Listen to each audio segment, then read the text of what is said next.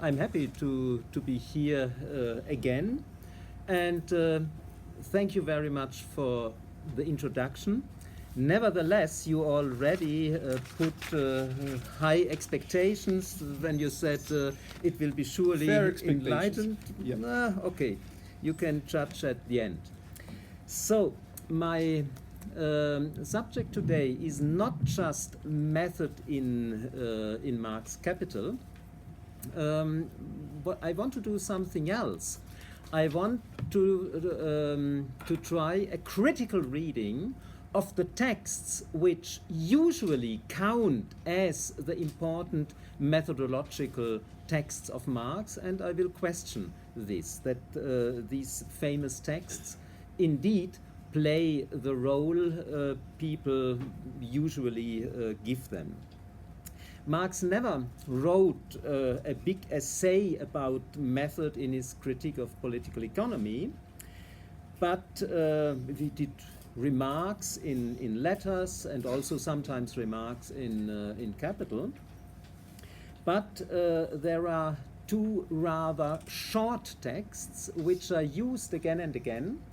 It is from the introduction of 1857, the subsection, the method of political economy, and from a text some years later, the afterword of the second German edition of Capital from 1873. These texts, in my view, were read in the last 100 years in an idealistic way, and what I try to present today is an alternative, trying to read them in a materialistic way. In the first part of my presentation, I will explain a little bit more in detail what I mean with idealistic and materialistic reading in general, and then in the second part I will occupy with the introduction, and in a third part with this famous afterword. So first I have to do a clarification. When I speak about idealistic reading, then I don't mean this in a normative sense, that it is somehow bad or not to use. I use the terms purely in a purely descriptive way. With idealistic reading, I mean a reading which is focused on the ideas in a text, on the central notions, on the arguments. Perhaps some critics are considered of the text, but then it is discussed idea against idea. In such an idealistic reading, it doesn't matter whether the text was written last week or 150 years ago. The text is a collection of ideas, and now we discuss the ideas. When I now describe what I mean with materialistic reading, that materialistic reading understands a text as the result of a social process, and that you have to do a kind of deciphering of the effects of this social process in the text, then the idealistic reading is not completely erased. It is just a first step. We do this idealistic reading, we talk about the ideas in the text in order to know what is this text about, and then we have to have in mind that the text is the result of a social process, and that we have to decipher this social process. Usually, the author of a text is influenced by a number of intellectual, social, and historical factors. Writing is not an individual process, it is the result of a social process. And this social process has a diachronic and a synchronic dimension. So I will first come to the diachronic dimension. What do I mean with this? Each text is written in a certain time. Until this time, the author, in our case Marx, but you can generalize it, the author had certain intellectual, political, and personal developments. Developments which happen in a matrix of changing social, political, and discursive conditions. Marx, for example, was a lifelong learning person. The sources of his learning process were not only texts. Besides reading texts, he was a witness of processes of fundamental social, economic, and political changes. And furthermore, he was not only a witness, he also was involved on different levels in these processes of change. Marx was involved as a scientist. He wrote scientific books, used scientific sources. But he also was involved as a journalist. He wrote more than 1,000 articles in different newspapers in nearly all his lifetime, and a journalistic article is something else than a scientific text. You have to react very quickly in a certain political situation. You intervene very clearly, or at least you try to do this, to a political in a political debate. And finally, Marx himself was a political activist. He founded groups, or he entered groups and tried to change them when he was inside. So he also had this experience as an activist. And all three levels intersected in his lifetime, and this is also one of the inspiration for me to write this multi-volume biography. In his life, you cannot distinguish easily the scientist, the journalist, the activist. They intersect. The one is the condition for the other, and they simultaneously influence each other. These different influences, these different learning processes, we have to recognize when we want to see what is the diachronic position, the diachronic dimension of a certain text. However, I have to do a remark at this place. Whenever you occupied a little bit with the intellectual development of Marx, comes the question about continuity or break.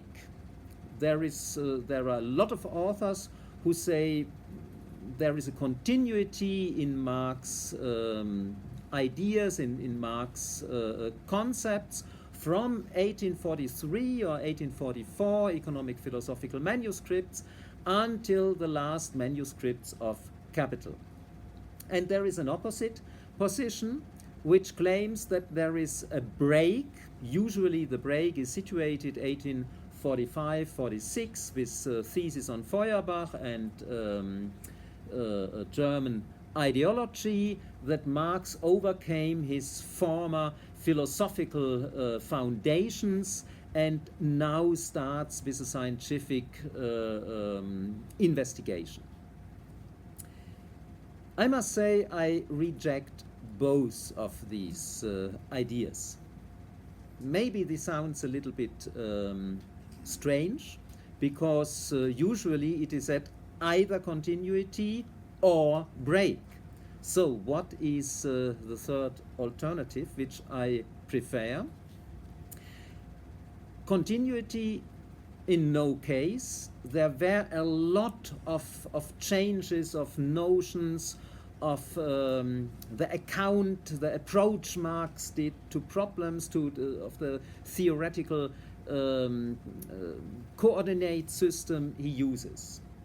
However, these many changes, these many breaks, you cannot reduce just to one big break. There are different breaks at different times in different fields. So you cannot symbolize the development of Marx just with a line, and the only alternative is it is a continuous line or it is a line with a breaking point. The development of Marx is much more like a matrix, where you have many lines which intersect, which have many breaking points. It is much more complicated to handle this, but it is also much more interesting. For analyzing the diachronic dimension, this is the background, but there is also another background we have to be aware of. I characterize the diachronic dimension that there is a certain development of Marx, and at a certain point of this development he writes a text. In this development of Marx, his sources play an important role. He is learning, he is working with sources which are not only books but also social processes, political processes. And for many Marxists, they take it for granted that Marx's treatment of the sources is always correct. When Marx gives a judgment about Adam Smith, about David Ricardo, about Hegel, it's correct. I think it's a little bit more difficult.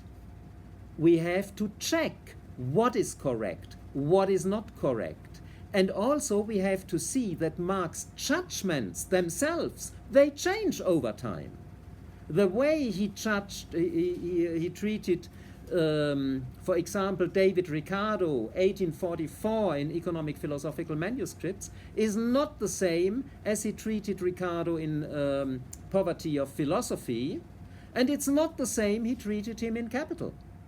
So we have to look really in a critical way to Marx's treatment of his sources. Now I come to the synchronic dimension of the texts. What do I mean with synchronic dimension? Marx's texts are written in a certain political and historical situation, and with his texts, not only with the journalistic texts, but also with his scientific text, Marx tries to intervene in contemporary, current debate, in scientific debates, in political debates, in debates about society, and so on. So we must understand all his texts as political interventions. This is not so easy for us today.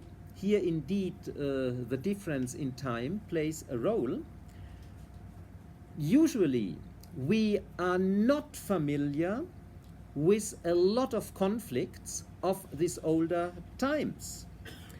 And we have to do some research. This was also a reason which inspired me to do all this biographical research, to see which are the conflicts, the debates Marx was intervening, in which way he was intervening, and how shaped this intervening, the conflicts, how did they shape the texts? What was stressed by Marx? What was not stressed? What was in the one text put in the foreground and in the next text put in the background? All this you can only understand when you understand the conflicts of the times in which these texts should intervene.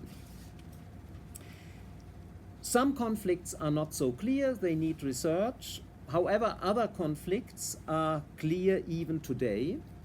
And there again, we have to fight against a certain dogmatic reading of Marx, where Marx, when he deals with some conflicts, always is correct.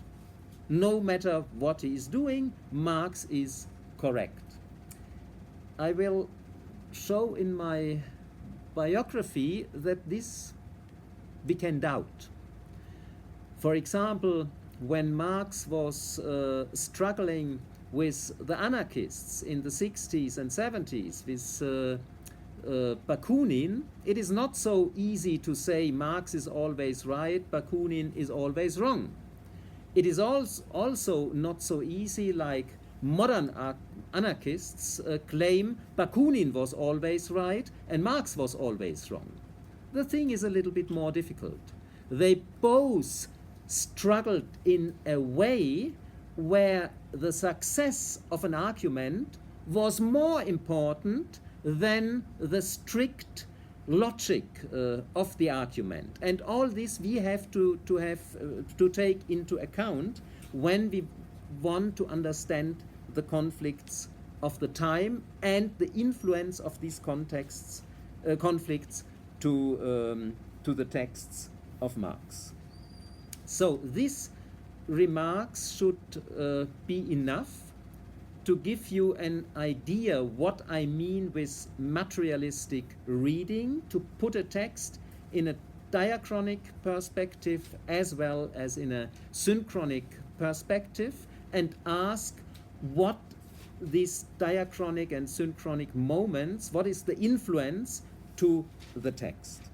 And this I try now to show regarding these two classical texts, the introduction of 1857 and the afterword of 1873.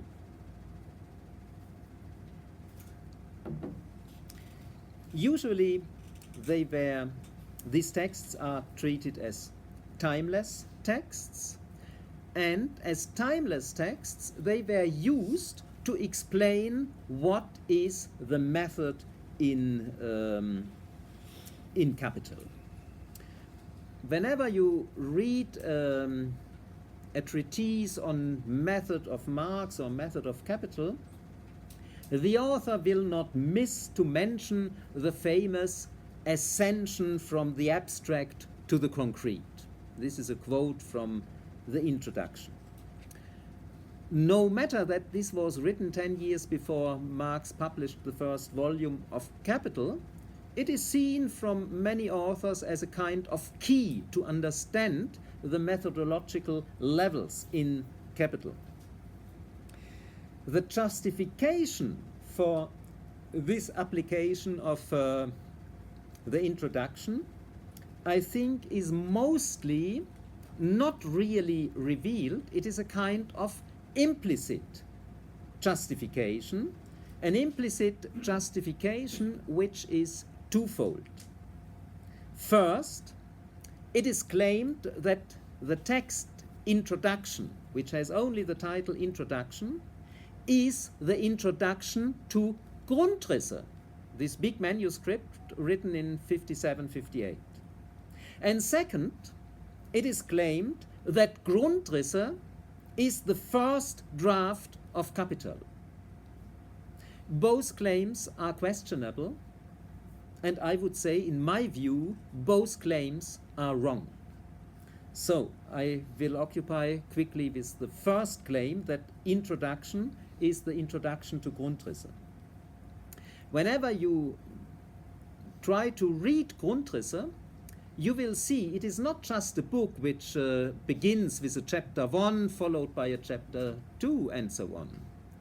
It is a book, or it is presented as a book, but it starts with excerpt notes on another book. Alfred Darimond's book about money was excerpted from Marx, and during his excerpts, his notes about this book, he started to put more and more fundamental questions about the relation of commodities and money.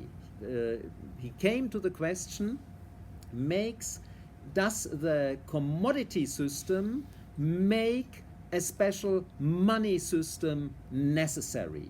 Or can we just divide between a commodity system and a money system?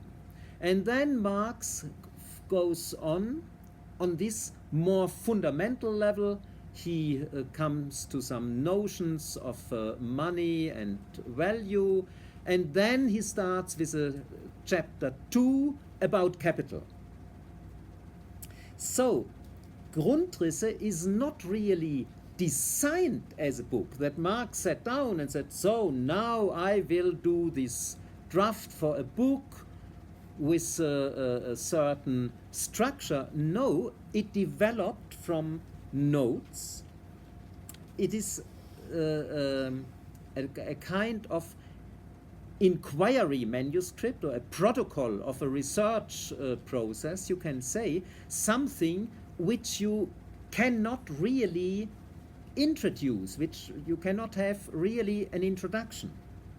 And on the other hand, when Marx wrote this text introduction in 1857, he had no idea that a few months later he will wrote this manuscript Grundrisse.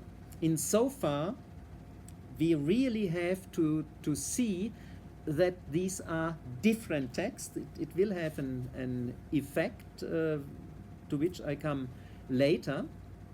Here just I want just to stress that introduction is seen as introduction to Grundrisse is just the result that in 1939, when Grundrisse for the first time were published in Moscow, they put introduction in front of it. And just because they were put together, people think, oh, introduction, Grundrisse, this must be the introduction to Grundrisse. But unfortunately, it is not the case. So, now this was the critique at the first claim, that introduction is introduction to Grundrisse. I don't share this attitude, this approach. I think we have to distinguish these texts, and what introduction really is, I will come in a moment, but now I want to criticize the second claim, that Grundrisse is the first draft of Capital. Of course, Grundrisse touches a lot of themes, notions, which we can find in Capital. This is for sure. However, working on Grundrisse, Marx developed the famous six-book plan, which was publicly announced in the preface of a contribution to the Critique of Political Economy in 1859. The first book of this six-book plan should be a book on capital. However, this originally designed book on capital is not the same book as the four-book Capital Marx designed later. I just want to make this clear with one notion which changed. In Grundrisse, and also in the manuscript Marx wrote from 1861 to 63, from which theories of surplus value is the most famous part. In both manuscripts, Marx had the concept of capital in general, which was opposed to the movement of the many capitals in competition. This capital in general was not just a name for a more general level of presentation. It has a distinct methodological meaning. All attributes of capital which are visible in competition should be theoretically developed in abstraction from competition as something which is behind competition, which we need to understand competition. After summer 1863, Marx never used this concept, capital in general, neither in drafts, neither in letters, nowhere. And this, I would say, is not by accident. In the manuscripts from 1861 to 63, Marx had to realize that the methodological claims to capital in general, to present all the attributes which are visible in competition without competition, that this is simply not possible. And he had to change the methodological structure of his investigation. And now, for the first time, starts capital, the new capital, which is not governed by capital in general, but by the opposition of individual capital and total social capital on different levels of abstraction. You can find it in the production process of capital in volume 1. Production of absolute and surplus value is developed on the level of the individual capital, not of the empirical capital in competition, but the individual capital distinct from the total social capital. And in chapter 23, Marx finally comes to the total social capital, and we see there considerations of unemployment, of pulverization, and so on, what belongs to the total social level, and they are described as effects of total social capital. Similarly, in the second volume of Capital, the first two sections about circulation and turnover is on the level of individual capital. The third section, reproduction of the, it's all, even in the title of the total social capital, is on this other level. And in the third volume, again, transformation of surplus value in profit is on the level of individual capital.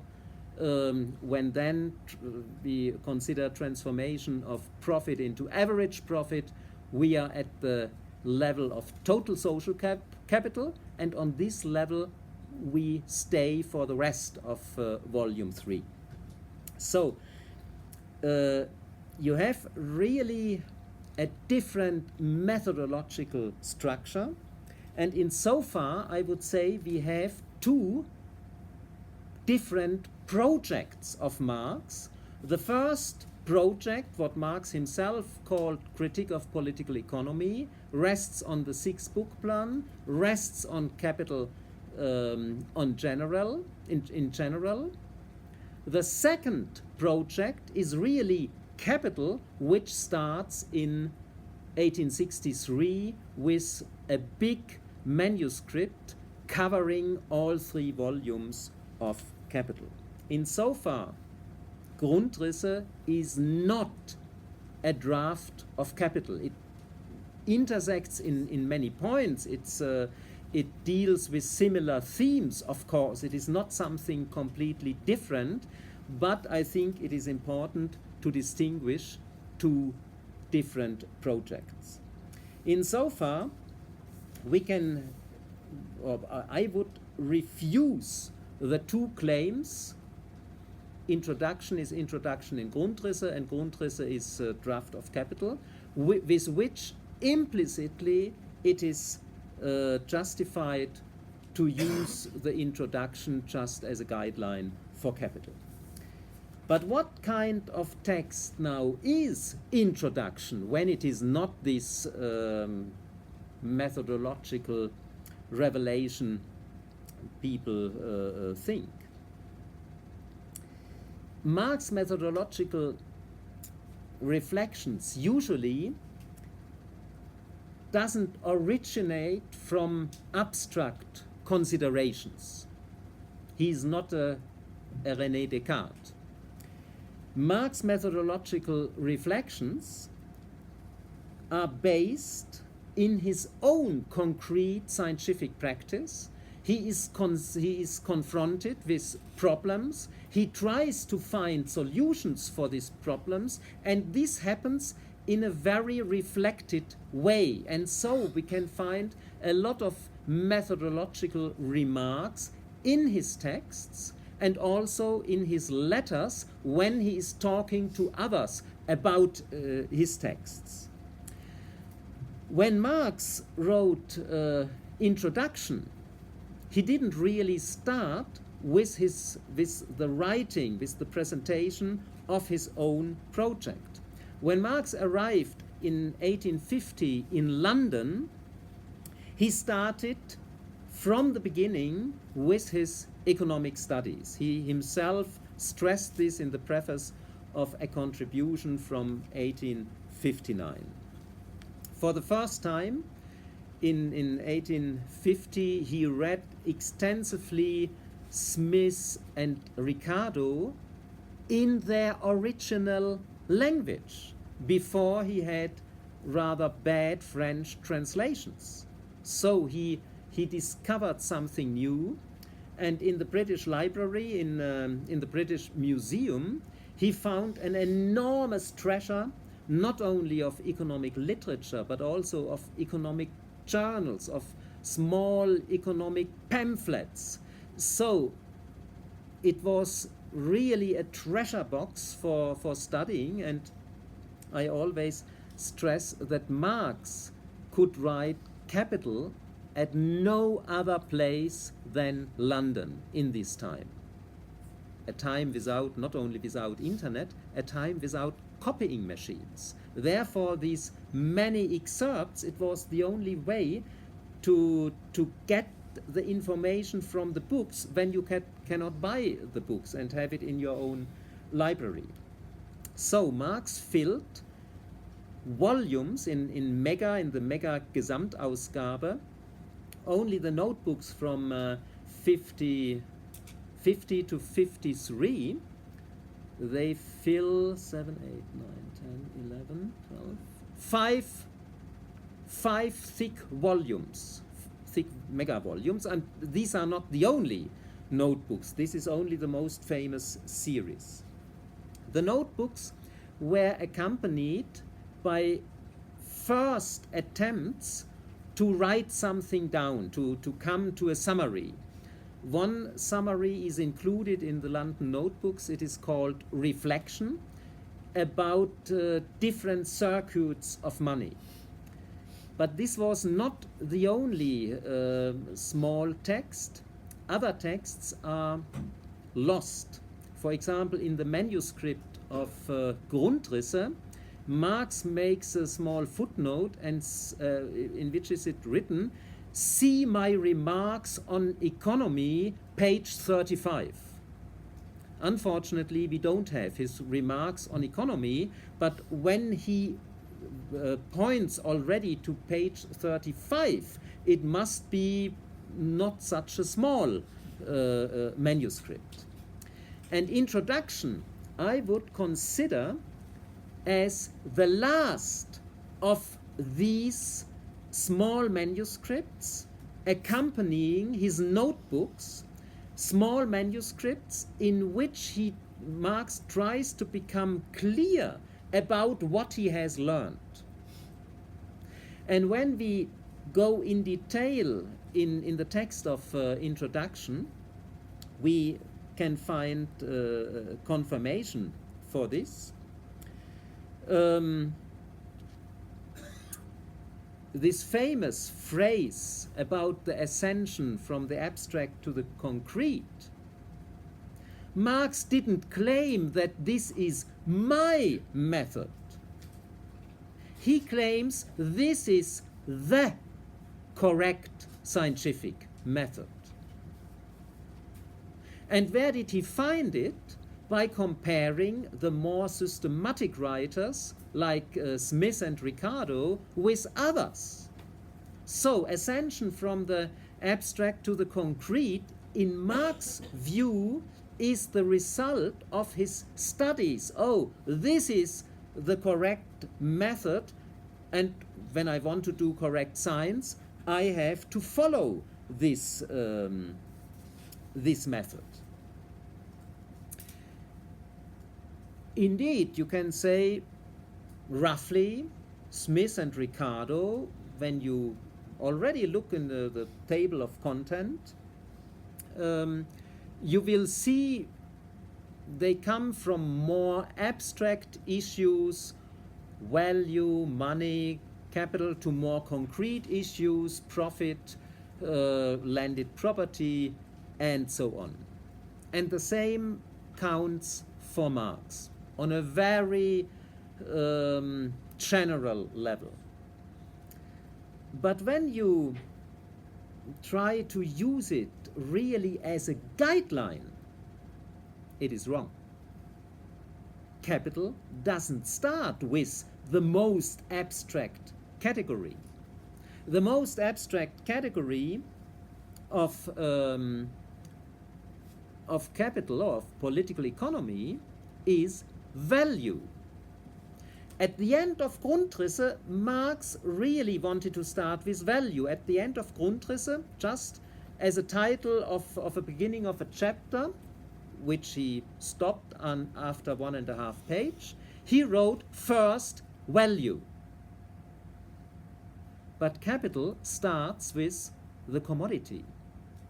And about the commodity, Marx wrote in his last economic notes, the marginal notes on Wagner, that the commodity is the most elementary concretum in political economy.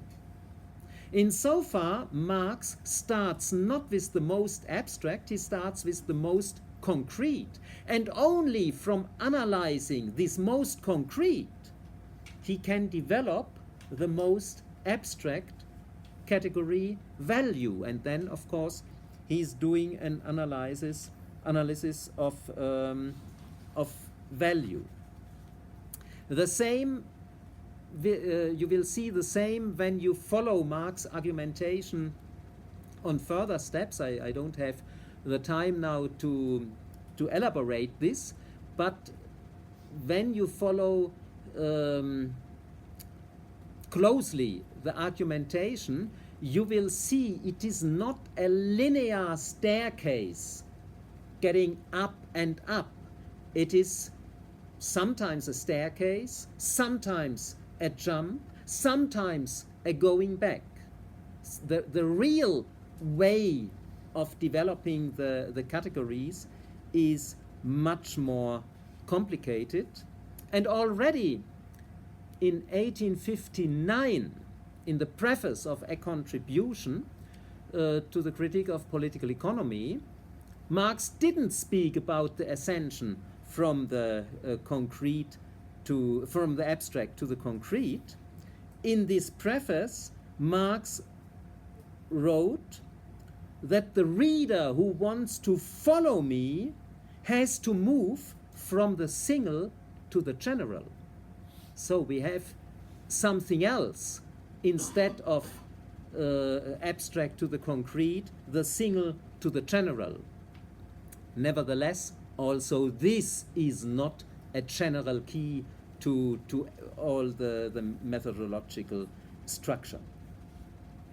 So, until now, I criticized the usual use of introduction, the usual use of this famous ascension from the concrete to the abstract, from the abstract to the concrete.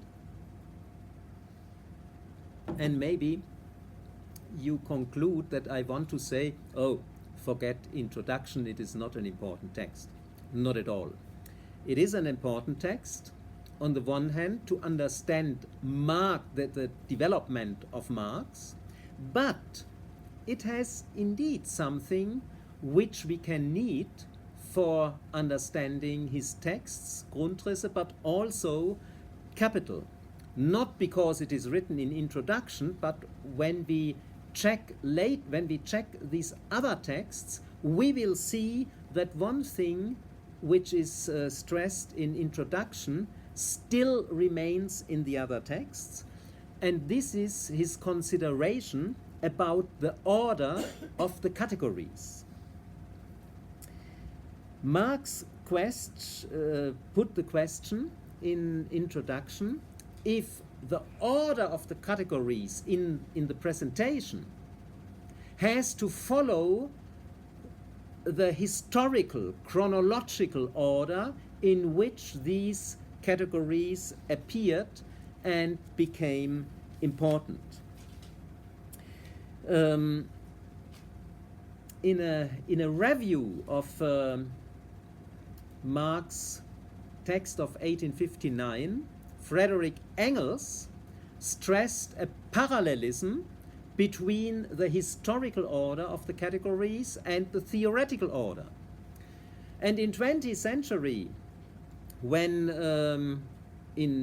at least in the mainstream of Marxism, it was clear that never should be any difference between Marx and Engels, that Marx and Engels is one spirit materialized in two different bodies. Why? We don't know why, but this happened in history. So these methodological remarks of Engels were seen as the authoritative interpretation of Marx's method, as if Marx himself would have said this. It was criticized with good arguments. However, in an article which is translated in Portuguese, it appeared in Critica Marxista, I think in two years ago or so, I tried to show that it was Marx himself, with certain cryptical remarks in his letters, which inspired Engels to this interpretation. It is a kind of misunderstanding. The one misunderstood the other, and the result was an even bigger misunderstanding. So it is not just the fault of Engels. This is an attitude I want to criticize. Marx is the great guy as the opposite to the spirit in two bodies. No, Marx is the great guy, and Engels is the minor guy who didn't understand anything. Both views of Marx and Engels, the total unity and the total difference, in my view, they are both wrong. However, in this case, this logical historical method, what was ascribed to Marx in 20th century by many readers of this review of Engels, I think is wrong. In introduction, which Engels didn't know when he wrote the review, in introduction, Marx clearly states, and gives also good arguments, that the presentation of the categories, the order of the categories in the presentation, must be guided by the relations of the economic conditions, the economic relations in the capitalist society. So that we start, for example, with commodity and money and not with capital, it has to do with the economic relations, that money and commodity, what Marx later called, is a surface of the capitalist reproduction process. It is not a pre-capitalist society, which is studied in the first three chapters of Capital. It is the surface of the total reproduction process. Marx stresses this in the so-called Urtext. This Urtext will be in a Portuguese translation. I think the first Portuguese translation of the Urtext will be released this week by boy tempo, so you can also read what I check what I read now in Portuguese about this urtext. So, a last remark I have to make about the introduction, what is also not very stressed or even not noticed by many readers of introduction. Dialectics is not even mentioned. Marx had occupied with dialectics, of course, in his young years. He knows about dialectics, but in the section on method, no word about dialectics. Dialectics again began to become prominent half a year later. In early 1858, the German poet Freilichgrad, who was a friend of Marx, also living in London in exile, sent to Marx some volumes of the works of Hegel, including Science of Logic. Marx checked Science of Logic, and as he admitted in a letter, it gave him a help in the way of presenting the material.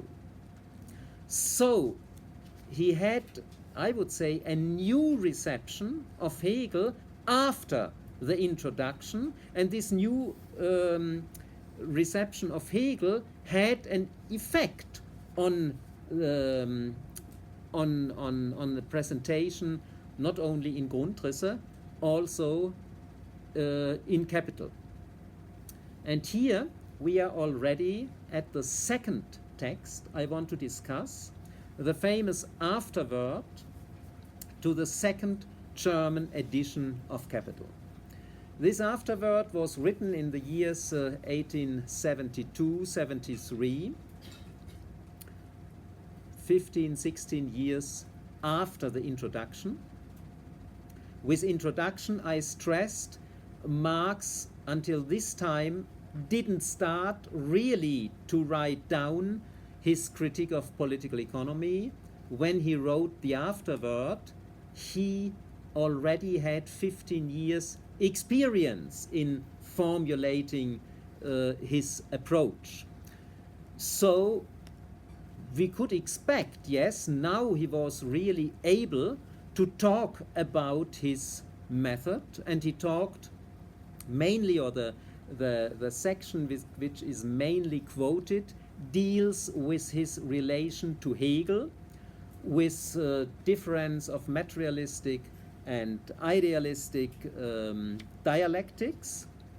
And like many authors like to quote the ascension from the abstract to the concrete, nobody who writes about method wants to miss to quote about this difference from idealistic and materialistic dialectic, that we have to put the idealistic dialectic from the head to the feet, no matter what this means.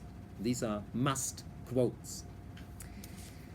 So, the diachronic dimension for the afterword is not so enlightening, or the diachronic dimension, the development of Marx studies, could confirm the idea that Marx is able to talk about his method. However, this afterword we have to see in its synchronic dimension. We have to see it as a text in a current debate about Marx Capital. I will try to sketch this. Oh, I used already an hour, but I'm soon at the end. Capital, Marx Capital, first edition, 1867. Marx expected from this publication a double success. on the one hand, that he can intervene in theoretical discussions about capitalism, that he attacks political economy. He expected that the political economists try to defend themselves, that a lively debate comes. On the other hand, he expected that capital will be nicely sold and that he receives money and that this will improve his financial misery. Both points were disappointed. Capital was not a selling success. The first edition had 1,000 copies, and it was needed 4 years to sell these 1,000 copies, and not all were sold. Marx, as an author, received a lot of copies, and until now we know around 50 copies he devoted to friends, so they were not sold, and probably more copies of this 1,000 were not sold. They were sent to journals which didn't review them. So economically it was not a success, but also scientifically it was not a success. Why? Because the journals didn't really review it. In another article I argued that Marx published Capital at the wrong time, at the wrong place. The wrong time, the political economy, what was his dialogue partner, we can say, was in not at its top. Marx' book in the 1850s, let us say, or late 1850s, would have much more resonance than in late 60s, and it was the wrong place, Germany, where the economic discussion was not very much developed. It was behind the English and the French discussion. Insofar, who should estimate this book? At least no persons in Germany. Marx himself claimed that his book, in the afterword, he claimed that his book was read by the working class, that they celebrate the book. I have my doubts. The price of this first edition of Capital was approximately the weekly wage of a skilled worker. So not even a skilled worker was able to buy this book because they needed the money for food and housing and so on. But even when a worker had the chance to get the book, this worker would have a lot of problems to read the book, to understand the book. What is now in every language standard, that the quotations from the many different languages are translated, didn't happen in the first edition. A German book with quotes in English, French, Italian, ancient Greek, and Latin. Even a very educated citizen would have problems to handle all this. Nowadays, also, Marx hints to world literature, to mythological names, God, are explained usually in a glossary. All this was not the case in the first edition. Insofar, I doubt that really many workers read the book. That Marx stressed this, I think it was a kind of embellishment, of window dressing, advertising the book. The afterword itself I would see as an act of defense. In the afterword, Marx defended Capital. And every defense is dependent on the attack. In some respect, we can say it is only as good as the attack is good. A detailed critique of the content of Capital didn't appear. Most of the reviewers remained on a rather general level, and rather often Marx in Germany was criticized that his method is Hegelian. And now you must have in mind that in 1867 and the following years, Hegelianism was not at all appreciated. Hegelianism was the synonym for metaphysical speculation, what is the opposite of sound science. Sound science has to be empirical. The natural sciences were the ideal of scientific discourse. And when you say, oh, this is a Hegelian style book, then this meant it's not necessary to discuss this book in detail when the approach is so non-scientific. Why bother with the details of the book? And so Marx had a rather complicated task. He wanted, on the one hand, to defend Capital as a scientific work, but he didn't want to do this in a very easy way, to say, oh, it's a misunderstanding that this is a Hegelian work. I am not a Hegelian. No, I am an empirical researcher.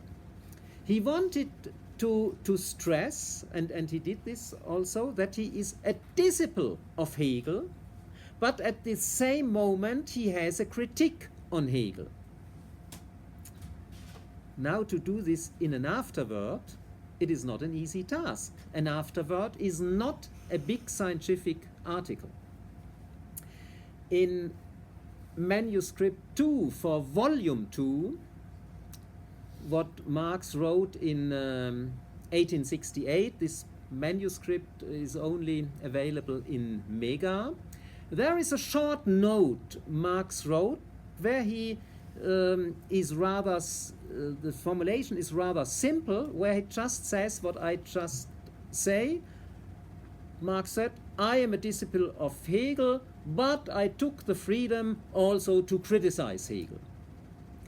In the afterword, only in the afterword, you can find all these famous formulations about the opposite of materialistic and idealistic dialectics, putting from the head on the feet, and so on.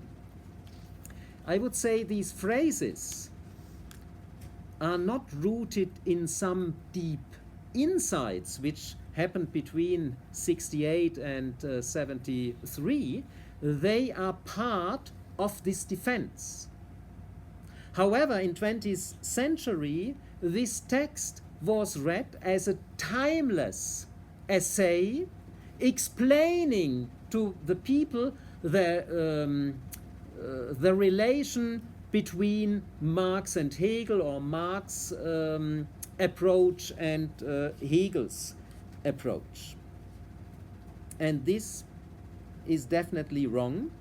And now when I will come a little bit more go a little bit more in detail to this afterward. When we read it without the dogmatic expectation what enormous explanations we will find, then you will see that the explanations which are given rather superficial. Marx started with a very superficial defense of dialectics. He quoted for more than one page a Russian reviewer who had described Marx's approach as following the historical development of the explored object, that Marx always sees his object in move as a process, that he tries to find the certain stages of the process and how one stage develops to the other. Marx accepted this long quote as the correct presentation of dialectics. Dialectics then is nearly done by everybody. Everybody who is seeing something in development is doing dialectics. When you read a little bit Hegel, or maybe also what Marx calls dialectical presentation in Capital, I think it is a little bit more than only seeing, observing something in its historical development. However, for Marx, this superficial answer had an enormous advantage. With this explanation, considering things in their development, he could show to the audience dialectics is nothing metaphysical, is nothing speculative. You all do this every day, so it cannot be bad to do dialectics. If he would go more in detail, it would become complicated. It would be too much for an afterword, and of course he would be accused of reproducing this speculative dialectic. So the superficial statements about dialectics at this beginning had, in my view, a strategic aim. But when we take this as a scientific explanation of dialectics, it is completely misleading. We have to have in mind this strategic aim of Marx. However, Marx didn't stop at this point. He also mentioned his relation to Hegel. And this is indeed a little bit more complicated. Marx admitted that he learned from Hegel. He called himself a disciple of Hegel. And he combined this with a critique of Hegel. However, the way he is doing this in the afterword has its problem. Marx states that Marx's own dialectics is exactly the opposite to Hegel dialectics, while Hegel would consider the idea as an independent subject. For Marx himself, ideas are only the transformation of material beings in thoughts.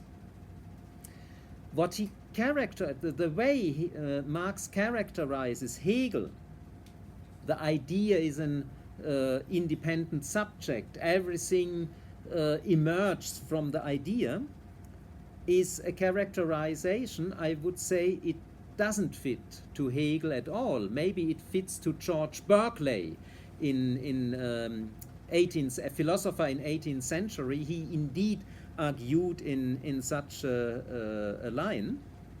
But Hegel, this will be a point in the second volume of my biography, is a thinker with a very materialistic core.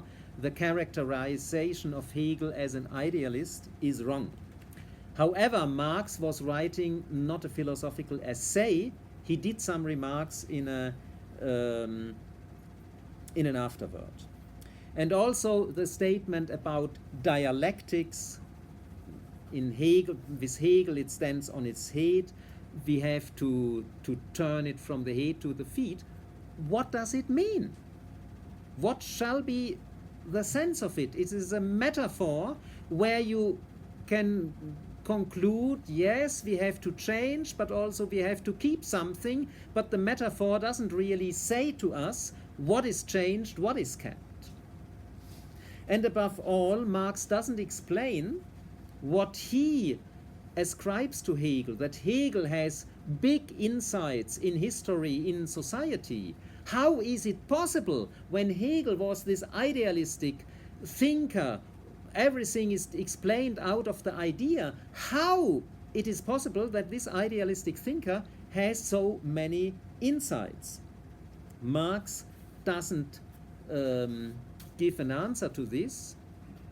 My answer to this is simply because Hegel was not this idealist. In the core, he was a materialist thinker, different from Marx materialism, but in the core, a materialist thinker, and as a materialist thinker, he can have all these insights which Marx celebrates when he talks about Hegel. So, now I criticized the usual use of the afterword, but I extended the time. I'm sorry about this, but I extend 5 minutes more. Yeah. I'm a sinner who is not changing the sin.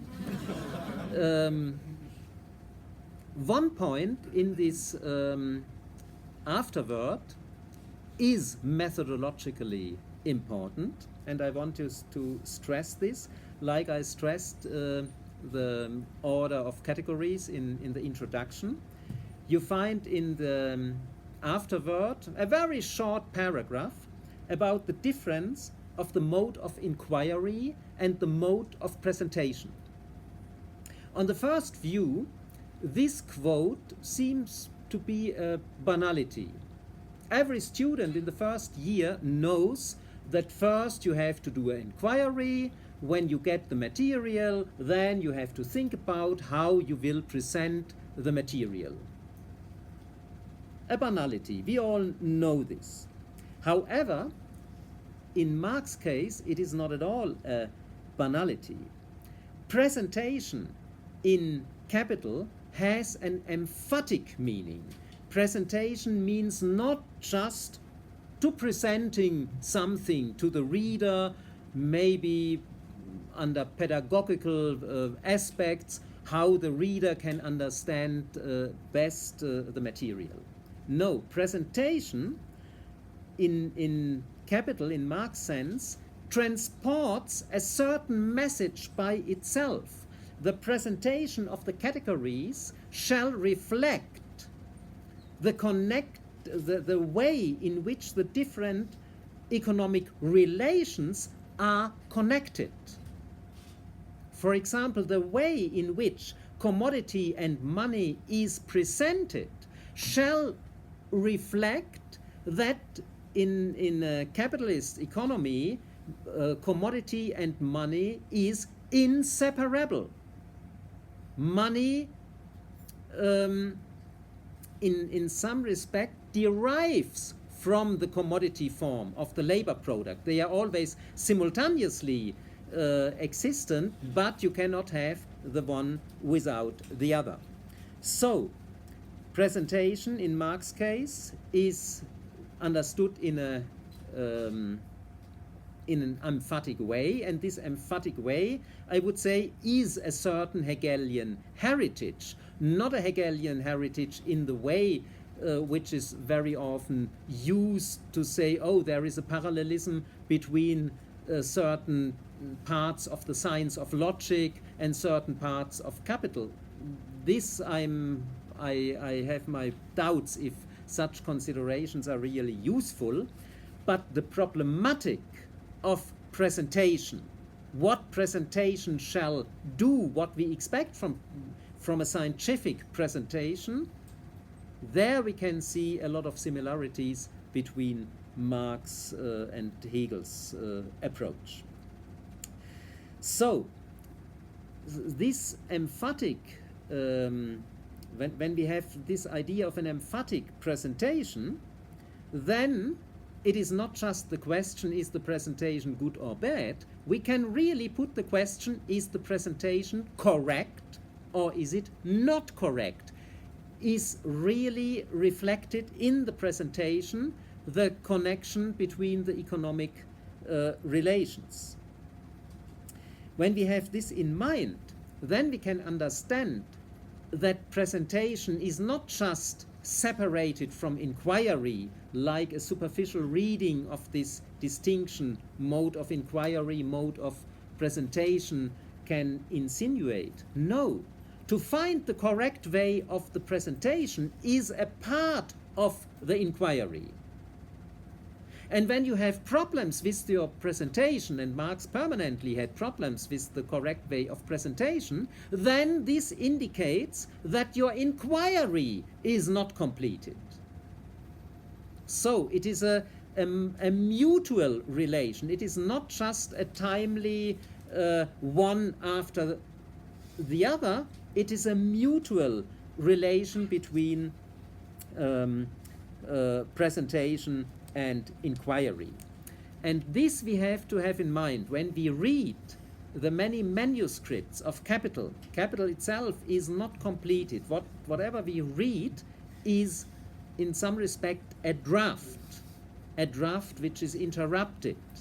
Then we have meticulously to check where Marx is doing a presentation or trying to do a presentation, where the presentation has problems, stops, and an inquiry follows, and where the manuscript becomes the protocol of a research process. So these different characters of manuscripts we have to distinguish in order to work with these manuscripts. And I think for this this little paragraph, when we don't consider it as a banality, is very valuable. Now, my conclusion very easily. I try to show that introduction and afterword, no matter that these texts have their merits, but they are not the discourse on method as what they have been seen very often in 20th century. When we want to understand Marx's method, we must go really in the text itself, looking how Marx is arguing. We get some help from some remarks, but the main thing is to consider in detail what Marx was doing when he presented his arguments. An abridged way of learning this by an essay on method is not possible. So, and with this, I finish this presentation, and thank you very much for your attention for my overextended lecture here.